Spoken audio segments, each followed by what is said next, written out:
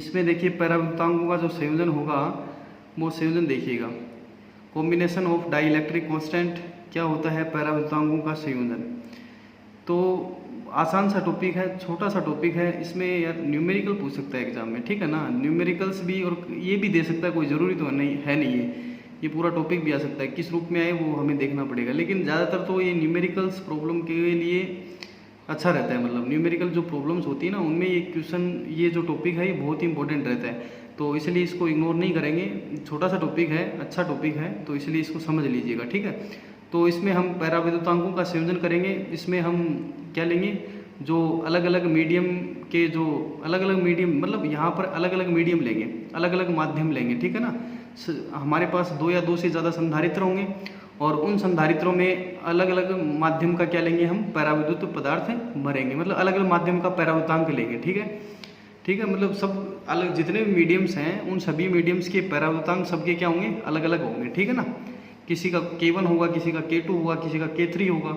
मतलब इसमें दो संधारित्र, कम से कम दो संधारित्र लेके बात करेंगे, दो से ज़्यादा भी बात कर सकते हैं। संयोजन इसमें दो या दो से अधिक का ही संयोजन होता है, ठीक है ना।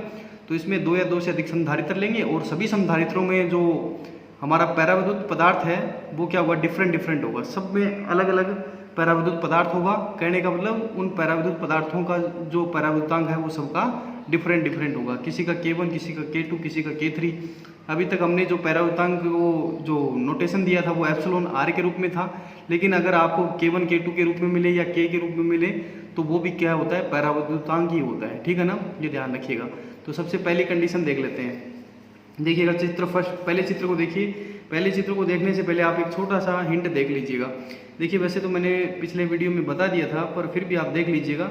देखिए हमेशा एक बात याद रखिएगा कि जब भी दो संधारित्र हैं वो जिनकी धारिताएं C1 और C2 हैं और वो श्रेणी क्रम में जुड़े हैं तो तुल्य धारिता ये होती है। इसको शॉर्टली याद रखिएगा, शॉर्टली हमेशा ध्यान रखिएगा, क्योंकि ये जो हम तुल्य धारिता को कैलकुलेट करेंगे ना उसमें काम आएगा ये डायरेक्टली ये इक्वेशन आपको ध्यान रहेगा ना तो आसानी से आप कर सकते हो, ठीक है ना। तो C equivalent C1 C2 upon C1 plus C2 के रूप में आएगा, तो आप इसको हमेशा याद रखिएगा, ठीक है भाई। बाकी इसके जो न्यूमेरिकल्स होंगे तुल्य धारिता के, ये जो टॉपिक पढ़ाऊंगा इसके बाद में हम न्यूमेरिकल्स भी करेंगे, ठीक है ना, तुल्य धारिता के लिए स्पेशली, ठीक है। तो वो भी आप ध्यान रखिएगा। तो आपको ये जो फॉर्मूला है ना, ये फॉर्मूला याद रखना पड़ेगा, ठीक है ना। ये जो फॉर्मूला है तुल्य धारिता का, C equivalent C1 C2 upon C1 plus C2, ये कब होगा, जब दो संधारित्र श्रेणी क्रम में जुड़े होंगे और जिनकी धारिताएं C1 और C2 होंगी। धारिताएं क्या होंगी उनकी, C1 और C2 होंगी। तो संयोजन की जो तुल्य धारिता बनेगी वो इस प्रकार से बनेगी, C equivalent C1 C2 upon C1 plus C2 होगी, ठीक है भाई, ये ध्यान रखिएगा। अब आते हैं अपना जो टॉपिक जिस पे हमें डिस्कशन करना है। तो देखिएगा ये हमारे पास दो संधारित्र हैं, दो संधारित्रों से एक संयोजन बन रहा है, ठीक है भाई। ये आप देख लीजिएगा, दो संधारित्र हैं, नहीं दिख रहे, देखिएगा नाम नहीं लिखा मैंने शायद यहाँ। तो ये देखो, ये पहले वाला इधर वाला तो है, ये इसका नाम C1 है, इधर वाले संधारित्र का नाम C2 है। देखो इधर वाले संधारित्र का नाम दें तो ये C1 है और इधर वाले का नाम दें तो ये C2 संधारित्र है, ठीक है। संधारित्र C1 में क्या भरा है, कौन सा माध्यम, मतलब एक माध्यम है जिसका पैराविद्युतांक क्या है, K1, क्या है K1, और ये संधारित्र C1 में भरा है, ठीक है ना। देखिए इसे जो संधारित्र दिए हैं C1 और C2 के रूप में दिए हैं, इन दोनों का संयोजन कर रखा है यहाँ पर, और वो संयोजन यहाँ पर किस रूप में है ये आपको पता होना चाहिए, ठीक है। और ये भी बताएंगे आपको ये संयोजन कौन सा संयोजन होगा, ये भी देखना पड़ेगा। दूसरी बात, ये संधारित्र C1 और C2 में कौन कौन से जो माध्यम हैं, माध्यम कैसे हैं, जिनका पैराविद्युतांक क्या होगा वो भी हमें देखना है। तो यहाँ पर जो संधारित्र C1 है उसमें जो जिस माध्यम का जो पैराविद्युतांक है वो क्या है, मतलब जो भी माध्यम भर रखा है, इसमें जो भी पैराविद्युत पदार्थ भर रखा है उसका पैराविद्युतांक क्या है, K1 है। और C2 संधारित्र में जो माध्यम लिया है, जो भी माध्यम हमने लिया है उसका पैराविद्युतांक कितना है, K2 है। पैराविद्युतांक क्या है, K2 है। जो पैराविद्युत पदार्थ भर रखा है उसका पैराविद्युतांक कितना है, K2 है, ठीक है भाई। पहले ये नॉर्मली डिस्कशन कर लेते हैं। अब इस चित्र के बारे में जो भी हम डिस्कशन कर रहे हैं, इस चित्र के बारे में बातचीत कर रहे हैं सबसे पहले। अब देखिए इन दोनों संधारित्रों का जो संयोजन बनता है, इन दोनों संधारित्रों का जो संयोजन बनेगा वो संयोजन कैसा बनेगा, श्रेणी क्रम संयोजन बनेगा या फिर समांतर क्रम संयोजन बनेगा। तो देखिएगा श्रेणी क्रम बनेगा या समांतर क्रम बनेगा, इसके लिए आप एक बात याद रखिएगा। देखिए ये जो मतलब ये जो पूरा संयोजन है, इसको मैंने, ये डॉटेड लाइन दिख रही है आपको, ब्लैक डॉट लाइन दिख रही होगी, मतलब दोनों के बीच में ये देखियो, ये दो प्लेटें दिख रही है ना आपको, दो लाइनें, ये दो प्लेटें जो कि आउटर साइड में है, और एक बीच में मैंने क्या है डॉट लाइन से इन क्या कर दिया, बीचों बीच एक लाइन खींची है, दिख रही है भाई पूरा जो संयोजन है, इस संयोजन के बीचों बीच एक लाइन खींची है। बीचों बीच लाइन मतलब ये कौन सी लाइन है, एक परपेंडिकुलर लाइन खींची है। ये परपेंडिकुलर जो लाइन दिख रही है आपको, ये परपेंडिकुलर लाइन है, ये लाइन इस संयोजन को दो बराबर भागों में डिवाइड कर रही है। तो बराबर भागों में डिवाइड कर रही है, कहने का मतलब ये जो डॉटेड लाइन का जो लेफ्ट साइड है ना, बायां जो सिरा है, यानी बाएं तरफ देखिएगा, बाएं तरफ जो दूरी बचेगी d/2 और दाएं तरफ भी कितनी बचेगी, d/2 बचेगी। ठीक है, तो ये कैसे होता है, ये जब आप क्या करते हो परपेंडिकुलरी मतलब लंबवत रूप से क्या करते हो, पूरे जो संयोजन है उसको दो भागों में बांटते हो, तो इसमें दूरी आधी हो जाती है। जो मतलब प्लेटों के बीच में जो दूरी हम स्मॉल d लेते हैं ना, वो दूरी d, वो दूरी d क्या हो जाती है, यहाँ आधी हो जाती है। तो यहाँ देखिए d/2 और d/2 के रूप में आ जाएगा। लेकिन यहाँ जो क्षेत्रफल a है, संधारित्रों का जो क्षेत्रफल a है वो सेम रहता है, उन पर कोई फर्क नहीं पड़ेगा। लेकिन दूरी क्या हो जाती है, हाफ हो जाती है। संधारित्रों के जो बीच की जो दूरी है वो दूरी कितनी हो जाती है, आधी हो जाती है। मतलब पहले कितनी थी दूरी, d थी, लेकिन जैसे ही हमने क्या कर दिया, इस पूरे संयोजन को दो बराबर भागों में परपेंडिकुलरी मतलब लंबवत रूप से डिवाइड किया गया है। तो ये ध्यान रखिएगा, लंबवत रूप से डिवाइड करोगे तो दूरी क्या हो जाती है, हाफ हो जाती है, आधी हो जाती है। ठीक है ना, ये ध्यान रखिएगा। तो d/2 और d/2, ये तो था श्रेणी क्रम संयोजन। ये जो मतलब दूरी जिसमें हाफ होती है, दूरी जिसमें हाफ मतलब ऐसा संयोजन जिसमें दूरी हाफ होती है, दूरी आधी होती है, तो ऐसे संयोजन को हम क्या बोलते हैं, श्रेणी क्रम संयोजन बोलते हैं। कौन सा संयोजन होता है वो, श्रेणी क्रम संयोजन। क्योंकि इसमें हमेशा याद रखिएगा, अगर संयोजन को परपेंडिकुलरी अगर डिवाइडेड किया गया, परपेंडिकुलर डिवाइडेड किया गया अर्थात तो उसकी दूरी का विभाजन किया गया है, अगर दूरी का विभाजन किया गया है तो उस केस में वो संयोजन संधारित्रों से मिलकर जो संयोजन बनता है वो संयोजन क्या होगा, श्रेणी क्रम संयोजन होगा। तो देख लीजिएगा, अब देखिएगा इसको आगे, श्रेणी क्रम संयोजन हो गया। तो यहाँ ये देखिए आगे, यह संयोजन दो संधारित्रों C1 C2 के श्रेणी क्रम संयोजन के तुल्य माना जा सकता है। ये मान लिया हमने, हो गया, ये बात कंफर्म हो गई। अब C1 का मान आपको पता है क्या होता है, ये सब चीज़ें आपने पढ़ रखी है। जब दो प्लेटों के बीच में पैराविद्युत पदार्थ भरा हो तो उस स्थिति में उस संधारित्र की धारिता क्या होती है, आपने पढ़ी है, εr ε0 × A/d। तो εr की जगह यहाँ K1 लिखा है, क्योंकि K1 क्या है, ये वो माध्यम है जिसका पैराविद्युतांक क्या है, K1 है, जो कि संधारित्र C1 में है। ठीक है ना, संधारित्र C1 मतलब वो संधारित्र जिसकी धारिता C1 है, उस संधारित्र में कौन सा माध्यम लिया गया है, K1 पैराविद्युतांक का माध्यम लिया गया है। ठीक है, तो वो ये चीज है। तो K1 ε0 A में d/2 करना है, दूरी का विभाजन हो रहा है यहाँ, तो दूरी यानी आधी हो रही है। जो संधारित्रों के बीच की जो दूरी है उसको हाफ कर दिया, पूरे संयोजन, पूरा जो संयोजन है उस संयोजन को दो भागों में बांट दिया गया, और वो भी परपेंडिकुलर बांटा है, मतलब लंबवत रूप से बांटा है, जिससे दूरी आधी आधी हो गई है। पहले दूरी कितनी थी, स्मॉल d के रूप में थी, लेकिन बाद में आधी आधी हो गई जब हम इसको डिवाइड करते हैं।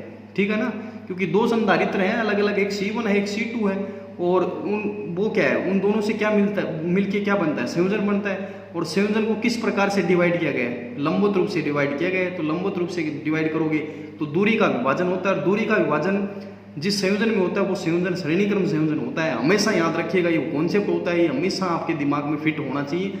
ठीक है ना, अब देखिएगा, अब ये देखिएगा C1 हो गया। अब C2 की बात करते हैं, C2 ये हो गया, ये C2 K2 ε0 × A/d/2, ये भी d/2, ये बातें सब समझ में आ रही होंगी। इसमें आपकी बार दूसरा संधारित्र C2 है, संधारित्र देख लीजिएगा, ये डायग्राम ये देखिएगा, दूसरा संधारित्र C2 है जिसका पैराविद्युतांक क्या है, K2 है, ये दिख रहा है, ये K2 लिखा हुआ रेड पेन से, K2 है। और मतलब ये क्या है, हमारा K2 क्या है, पैराविद्युतांक है, और संधारित्र क्या है, C2 है। तो इसके लिए हमें धारिता C2 निकालनी है, मतलब C2 मतलब पूरा जो संधारित्र है C2, उसके लिए धारिता C2 का मान ज्ञात करना है। तो C2 ये हो गया, K2 ε0 A/d/2। ठीक है भाई, अब आपको ये पता है कि जब दो संधारित्र या श्रेणी क्रम में जुड़े हैं तो तुल्य धारिता क्या होती है, वो इक्वेशन डायरेक्टली बताया था, वो भी कर सकते हो, या फिर ये अपना नॉर्मली बेसिक ये होता ही है। देख लीजिएगा, 1/Ceq = 1/C1 + 1/C2। मतलब जब दो संधारित्र श्रेणी क्रम में जुड़े होते हैं तो तुल्य धारिता इस प्रकार से लिखी जाती है। तो C1 और C2 की जो वैल्यूज हैं ये पुटअप करोगे, इक्वेशन इस प्रकार से मिलेगा आपके पास, ठीक है। ये यहाँ पर C equivalent to K1 K2 upon K1 plus K2 epsilon not A upon D के रूप में आएगी। और जहाँ K इक्विवेलेंट क्या होता है, ये होता है, ठीक है ना, आपको ये याद रखना पड़ेगा, ठीक है। मतलब ये आप डायरेक्टली वैल्यू आप याद रख सकते हो, क्योंकि न्यूमेरिकल जो प्रॉब्लम आएंगे उसमें काम आएंगे, तो ये इक्वेशन वैसे भी आपको याद रखना पड़ेगा, ठीक है। ये तुल्य धारिता का हो गया। जब दो संधारित्र, मतलब ये ऐसा संयोजन है जिसमें दो संधारित्र कैसे क्रम में है, कौन से क्रम में है, श्रेणी क्रम में जुड़े हैं, तो उस स्थिति में ये तुल्य धारिता ये होती है, ठीक है। C equivalent to K1 K2 upon K1 plus K2 epsilon not A upon D। ये K इक्विवेलेंट, ये देखो ये ब्रैकेट वाला K इक्विवेलेंट है, ठीक है ना, यानी तुल्य क्या भाई, ये तुल्य पैराविद्युतांक है, ठीक है ना, क्योंकि यहाँ पर पैराविद्युतांकों का संयोजन हुआ है भाई। एक माध्यम जिसका पैराविद्युतांक K1 है, दूसरा माध्यम जिसका पैराविद्युतांक K2 है, और उनका संयोजन किया गया है। और संयोजन करने के बाद तुल्य जो पैराविद्युतांक होगा वो इस प्रकार से होगा, K equivalent to K1 K2 upon K1 plus K2 हो गया ना। इस प्रकार से ये संयोजन हमने देख लिया है, ठीक है ना। और ये फिर इसमें ये K इक्विवेलेंट यहाँ रख देंगे और ये लास्ट इक्वेशन ये ऐसे मिल जाएगा, ठीक है ना, ये ध्यान रखिएगा। अब देखो इसको आगे देखते हैं। ये तो श्रेणी क्रम के लिए बात की थी, अब ये हो गया। अब नेक्स्ट देखिएगा, इसमें ये लाइनों का थोड़ा विशेष ध्यान रखिएगा। इसमें लाइनें देखिए मैंने कैसे बनाई, इस प्रकार से, ये मतलब इस प्रकार से, ये ध्यान रखिएगा, ठीक है ना। ये लाइनों का ध्यान रखना, आपको किस प्रकार से डिवाइडेशन किया गया है ना, वो भी जरूर ध्यान रखना है, ठीक है ना। अगर ऐसा इस प्रकार से, मतलब ये जो डिवाइडेशन दिखा रखा है, विभाजन इस प्रकार से होगा ना, तो ही इसमें हम ये बोल सकते हैं कि यहाँ दूरी का विभाजन हो रहा है, ठीक है ना। ये किसका विभाजन हो रहा है, दूरी का। और अब इस दूसरे डायग्राम में देखिएगा, इसमें देखिएगा अब की बार डिस्टेंस का डिवाइडेशन नहीं हो रहा है, ठीक है ना, दूरी का विभाजन नहीं हो रहा है। ये देखो ज्यों को त्यों है, लेकिन इस अब की बार विभाजन किसका हो रहा है, देखो ये जो प्लेट दिख रही है संधारित्रों की, ये संधारित्र आपको दिख रहे होंगे। संधारित्र की जो भी प्लेटें हैं उनका क्षेत्रफल तो यही है। तो ये जो प्लेट है, इनको देखो, प्लेटों के जो क्षेत्रफल है उसको डिवाइड किया गया है अब की बार दो समान भागों में। यानी अब की बार जो पूरा संयोजन है उस संयोजन को हॉरिजेंटली, देखो ये लाइन दिख रही है आपको, ये डॉट डॉट वाली ब्लैक डॉट से, तो ये डॉट लाइन क्या शो कर रही है, ये लाइन ये बता रही है कि जो संयोजन है ना, इस संयोजन को दो इक्वली पार्ट्स में डिवाइड किया गया है। मतलब किस रूप में, हॉरिजेंटली डिवाइड किया गया। हॉरिजेंटली मतलब क्षैतिज रूप से अब की बार विभाजित किया गया है। किसको, संयोजन को। पहले था लंबवत रूप से संयोजन को विभाजित किया गया था, अब की बार क्या है, क्षैतिज रूप से संयोजन को विभाजित किया गया। क्षैतिज रूप से, देखो क्षैतिज, ये क्षैतिज लाइन की है ना मैंने, इस प्रकार से ऐसे ऐसे ऐसे, तो क्षैतिज रूप से हमने पूरे संयोजन को विभाजित कर दिया। संयोजन क्या है, दो संधारित्रों से मिलकर बना जिनकी धारिताएं C1 और C2 है, और उन संधारित्रों में पैराविद्युतांक क्या है, K1 और K2 है। मतलब पैराविद्युतांक, मतलब जो भी पदार्थ भरा है उनके पैराविद्युतांक क्या है, K1 और K2 है, ठीक है। तो ये देखो यहाँ पर ये ओरिजेंटली यानी क्षैतिज रूप से विभाजन किया गया है आपकी बार, क्षैतिज रूप से, ठीक है ना। ऐसे ये देखो ये लाइन क्षैतिज दिख रही होगी आपको, संयोजन के बीचों बीच एक डॉट लाइन से शो किया मैंने, डॉट डॉट डॉट डॉट, ये ब्लैक डॉट। और ये डॉट क्या बता रहा है कि इस पूरे संयोजन को क्षैतिज रूप से दो भागों में बांटा गया, क्षैतिज रूप से, जिससे क्या होगा, ये जो पूरा संयोजन है, इस संयोजन का जो क्षेत्रफल है ये क्या हो जाएगा, आधा हो जाएगा, ठीक है ना। यानी प्रत्येक संधारित्र का जो क्षेत्रफल है वो कितना हो जाएगा, आधा हो जाएगा। देखो a/2 के रूप में आ जाएगा, ठीक है ना। जो संयोजन का जो क्षेत्रफल है ना, अब की बार वो क्षेत्रफल आधा होगा।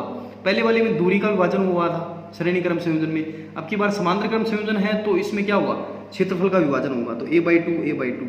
लेकिन इसमें अब की बार क्षैतिज रूप से विभाजित करेंगे, क्षैतिज रूप से पूरे संयोजन को दो भागों में डिवाइड करेंगे, जिससे क्षेत्रफल आधा हो जाएगा। तो ये इंपॉर्टेंट फैक्ट होता है। इसीलिए इस प्रकार के जो संयोजन को हम क्या बोलते हैं, समांतर क्रम संयोजन बोलते हैं। कौन सा संयोजन है, समांतर क्रम संयोजन है, जिसमें क्षेत्रफल का विभाजन होता है, जिसमें क्षेत्रफल का विभाजन होता है, वो संयोजन तो क्या होता है, समांतर क्रम संयोजन होता है। जिसमें क्या होता है, दूरी का विभाजन होता है, ऐसे संयोजन को हम क्या बोलते हैं, श्रेणी क्रम संयोजन। तो दोनों संयोजन हो गए। तो ये कौन सा संयोजन है, समांतर क्रम संयोजन, क्योंकि इसमें किसका विभाजन हो रहा है, क्षेत्रफल यानी एरिया का क्या हो रहा है, यहाँ डिवाइडेशन हो रहा है, विभाजन हो रहा है। तो अब देखिएगा यह संयोजन दो संधारित्रों के समांतर क्रम संयोजन के तुल्य हैं, जिनकी धारिताएं C1 ये हो गई, K1 एप्सिलॉन नॉट A। अब की बार क्या करना है आपको, a/2 करना है ना कि A करना है, यहाँ ये बात याद रखना है, क्योंकि आपको देखो a/2 लेनी है ना। ये देखो ऊपर वाला, देखो ऊपर वाला संधारित्र देखो, जिसका पैराविद्युतांक क्या है, K1 है, और जिसका एरिया क्या है, a/2 है। तो इसकी धारिता क्या होगी, ऊपर वाले संधारित्र की धारिता C1 क्या होगी, C1 क्या होगी, यहाँ देखिएगा K1 epsilon not A, area क्या है a/2, डिस्टेंस क्या है, दोनों दो प्लेटों के बीच की डिस्टेंस क्या है, वही d है, स्मॉल d में कोई चेंज नहीं होने वाला है। तो C1 बराबर K1 epsilon not into A/2D, क्योंकि अब की बार एरिया हाफ होगा न कि डिस्टेंस हाफ होगी। दूसरा देखिएगा C2 दूसरा कैपेसिटर देखिएगा, दूसरा संधारित्र है C2 जिसमें K2 पैराविद्युतांक का पैराविद्युत पदार्थ भरा है, देखिएगा जिसका क्षेत्रफल कितना है A2 है। डिस्टेंस क्या है इन दोनों प्लेटों के बीच की दूरी कितनी है, स्मॉल d है। तो ये तो डिस्टेंस तो d रहेगी लेकिन क्षेत्रफल क्या हो जाएगा, हाफ हो जाएगा। तो संधारित्र की धारिता क्या हो जाएगी, नीचे वाले की C2 बराबर है K2 एप्सिलॉन नॉट A/2d। अब इन दोनों अब आपको पता है समांतर क्रम संयोजन में क्या होती है तुल्य धारिता, C equivalent C1 plus C2, ये मैंने बताया था। तुल्य धारिता क्या होती है, C equivalent C1 plus C2 होती है, ठीक है, समांतर क्रम संयोजन में। इसका मतलब C1 और C2 को दोनों को जोड़ देंगे और जोड़ने के बाद देखिएगा ये वैल्यू इस प्रकार से मिलेगी। लेकिन इसमें कॉमन क्या है, K1 प्लस K, देखिएगा एप्सिलॉन नॉट A/d कॉमन है, एप्सिलॉन नॉट A/d दोनों में है तो कॉमन ले लिया, तो ये कॉमन ले लिया तो अब देखिए K1 प्लस K2/2 आएगा, ठीक है। और इस ये ब्रैकेट वाली जो वैल्यू दे रखी है इसको हमने क्या बता दिया, K इक्विवेलेंट है। क्या है, K इक्विवेलेंट, यानी तुल्य पैराविद्युतांक है, ये तुल्य पैराविद्युतांक है, K इक्विवेलेंट होता है, ठीक है, ये ब्रैकेट वाली वैल्यू, ठीक है। तो इस प्रकार से हम लास्ट में लिख सकते हैं C इक्विवेलेंट बराबर K equivalent epsilon not A/d। और वह K इक्विवेलेंट क्या होगा, जहां K इक्विवेलेंट क्या है, K इक्विवेलेंट ये है ब्रैकेट वाली वैल्यू, मतलब ये यानी तुल्य पैराविद्युतांक है, ये तुल्य पैराविद्युतांक है। जब यहाँ पर जो संयोजन है वो संयोजन कैसा है, समांतर क्रम संयोजन है, और समांतर क्रम संयोजन है। और इसमें हमने क्या बताया है, इसमें हमने K1 और K2 पैराविद्युतांक के दो माध्यम लिए हैं, ठीक है। और उन्हीं का हमने क्या देखा, संयोजन देखा है। और उस संयोजन में हमें क्या मिला है, तुल्य पैराविद्युतांक मिला है, जिसका मान क्या है, K1 प्लस K2/2 होता है, K1 प्लस K2/2 होता है। तो ये हो गया हमारा दूसरा संयोजन, ये समांतर क्रम संयोजन हो गया, और ये पहले वाला हो गया श्रेणी क्रम संयोजन, ठीक है। दोनों हो गए ना, श्रेणी क्रम भी हो गया, समांतर क्रम भी हो गया। श्रेणी क्रम संयोजन में क्या हुआ, समांतर में क्या हुआ, आपने देख लिया, ठीक है। तो कर सकते हैं ना संयोजन, ये हमेशा याद रखिएगा, ये कॉन्सेप्ट हमेशा याद रखिएगा, मैं जो बोल रहा हूँ उसको ध्यान से सुनिएगा। अगर क्या होता है, ध्यान से सुनिए, अगर दूरी का विभाजन होता है तो श्रेणी क्रम संयोजन होता है, और दूरी का विभाजन मतलब d/2, ठीक है ना, दूरी का विभाजन होता है तो श्रेणी क्रम संयोजन होता है।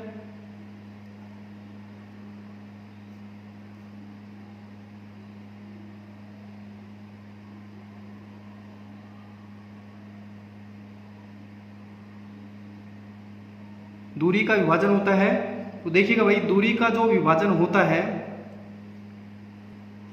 देखिए दूरी का विभाजन होता है तो कौन सा संयोजन होगा, श्रेणी क्रम संयोजन।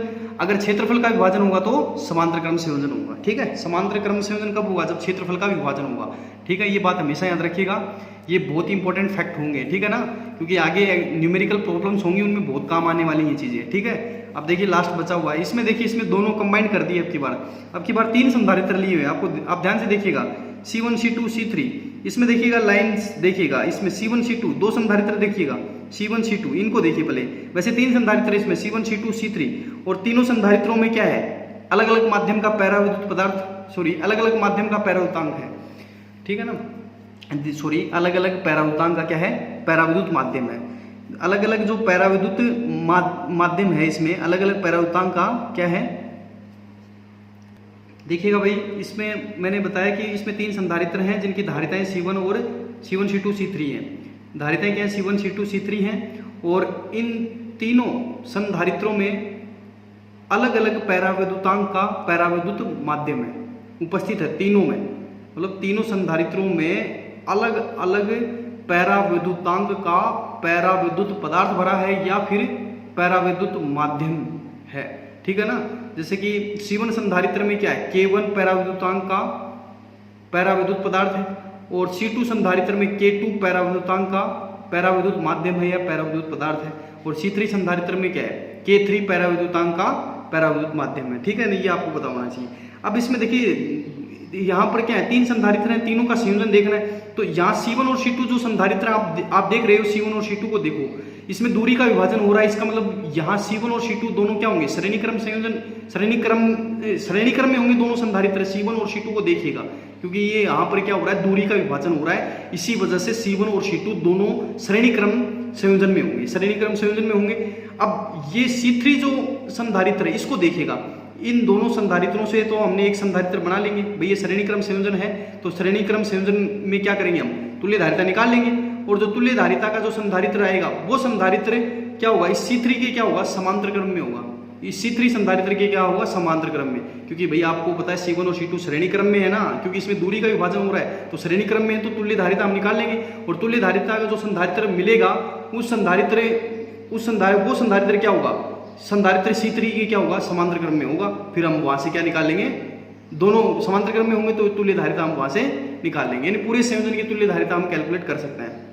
ठीक है, तो देखिएगा C1 C2 हो गए श्रेणी क्रम में, तुल्य धारिता निकालेंगे, ठीक है, आ जाएगी। तुल्य धारिता का एक संधारित्र बनेगा। अब ये तुल्य धारिता का जो संधारित्र बनेगा वो संधारित्र क्या होगा, संधारित्र C3 की क्या होगा, समांतर में होगा, और फिर हम तुल्य धारिता फिर निकाल लेंगे और वो पूरे संयोजन की तुल्य धारिता आ जाएगी। ठीक है, तो देखिएगा ये C3 आप देखिएगा, C3 में क्या हो रहा है, C3 पैराविद्युतांक तो क्या है इसमें, मतलब K3 है, मतलब जिस पैराविद्युत पदार्थ का पैराविद्युता, जो भी हमने पैराविद्युत पदार्थ लिया है उस पैराविद्युत पदार्थ का पैराविद्युतांक क्या है, K3 है, जो कि संधारित्र C3 में है। ठीक है ना, तो इसमें क्या हो रहा है, एरिया का डिवाइडेशन हो रहा है। देखो आप साफ स्पष्ट रूप से देखिएगा, इसमें क्षेत्रफल का क्या हो रहा है, डिवाइडेशन हो रहा है। यहाँ पर देखिएगा आधे भाग में तो क्या हो रहा है, क्षेत्रफल का विभाजन हो रहा है, क्षेत्रफल का विभाजन हो रहा है, दूरी का नहीं हो रहा, क्षेत्रफल का हो रहा है। यहाँ आधे क्षेत्रफल में क्या हो रहा है, आधे क्षेत्रफल में दूरी का विभाजन हो रहा है, और यहाँ पर क्या हो रहा है, ये तो देखो ये आधा ही क्षेत्रफल, तो ये पूरा आधा ही है, देखो ये आधा ही है, इसमें दूरी का विभाजन नहीं हो रहा है। आप देखिएगा दूरी का विभाजन नहीं हो रहा है। ये लाइन है ना, ये बीचों बीच ये लाइन खींची गई है, ये लाइन क्या कर रही है, इनको दो भागों में बांट रही है, क्षेत्रफल को दो भागों में बांट रही है, A/2 और A/2 के रूप में। अब देख लीजिएगा इसको कैसे सोल्व करते हैं, सॉर्ट आउट करें इसको। इस निकाय में देखिए, पूरा जो निकाय है ये, इस निकाय में C1 और C2 श्रेणी क्रम में, और ये दोनों C3 के क्या है, समांतर क्रम में। ठीक है, तो सबसे पहले C1 की बात कर लेते हैं। तो C1 में क्या होगा, K1 epsilon not A/2 upon D/2। क्यों किया, क्योंकि क्षेत्रफल भी देखिएगा C1 संधारित्र के लिए क्षेत्रफल क्या है, A/2 और दूरी क्या है, D/2 है, तो A/2 D/2 देखिएगा, ये C1 equals to K1 epsilon not A/2 और अपॉन में D/2। इसी प्रकार से C2 संधारित्र के लिए देखिएगा, इसमें डिस्टेंस क्या है, D/2 है, डिस्टेंस क्या है, D/2, क्षेत्रफल क्या है, A/2, तो यहाँ से आप क्या करोगे, A/2 और D/2। C2 के लिए देखिएगा, इसको सोल्व कर लेना, ये 2 से 2 कट जाएगा, ये आ जाएगा लास्ट में K1 epsilon not A upon small d। इसी प्रकार से इसमें भी क्या हो जाएगा, ये 2 से 2 कट जाएगा, बराबर क्या हो जाएगा, K2 epsilon not A upon small d। ठीक है ना, तो ये ध्यान रखिएगा, C1 और C2 के मान आ जाएंगे, और लास्ट में हम C3 का जो मान है वो भी कैलकुलेट करेंगे। C3 में क्या होगा, इसमें देखिएगा आप, इसमें क्या हो रहा है, देखिएगा दूरी का विभाजन नहीं हो रहा है। इसका मतलब इस संधारित्र में प्लेटों के बीच की दूरी कितनी है, d है, प्लेटों के बीच की दूरी d है, लेकिन एरिया का जो क्षेत्रफल है वो तो क्या है, यहाँ पर A/2 है ना, क्षेत्रफल तो क्या है, यहाँ पर देखिएगा दोनों जो संधारित्र की दोनों प्लेटें उनका क्षेत्रफल तो क्या है, यहाँ पर A/2 है ना, तो A/2 है, तो इसका मतलब क्या होगा, क्षेत्रफल तो A/2 और दूरी क्या है यहाँ, स्मॉल d, दूरी स्मॉल d क्यों रखी, क्योंकि यहाँ पर दूरी का कोई विभाजन नहीं हो रहा है, तो स्मॉल d रखेंगे।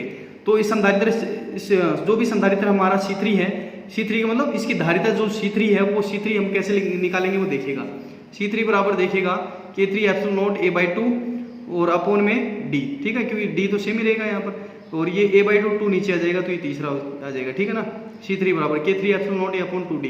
तो C इक्विवेलेंट क्या हो जाएगा, तुल्य धारिता C1 C2 upon C1 plus C2 plus C3, क्योंकि यहाँ पर शुरुआत के जो दो संधारित्र हैं ये दोनों के दोनों कैसे हैं, श्रेणी क्रम में जुड़े हैं, तो तुल्य धारिता ये इस प्रकार से हो जाएगी C1 C2 upon C1 plus C2, और प्लस ये देखिए पूरा जो यहाँ पर दो संधारित्र जो कि श्रेणी क्रम में जुड़े हैं, तो उनसे तुल्य धारिता निकल के आएगी। तुल्य धारिता का जो संधारित्र बनेगा वो ये बनेगा। ठीक है, जिसकी धारिता ये होगी, ये पूरी जिसकी धारिता ये है।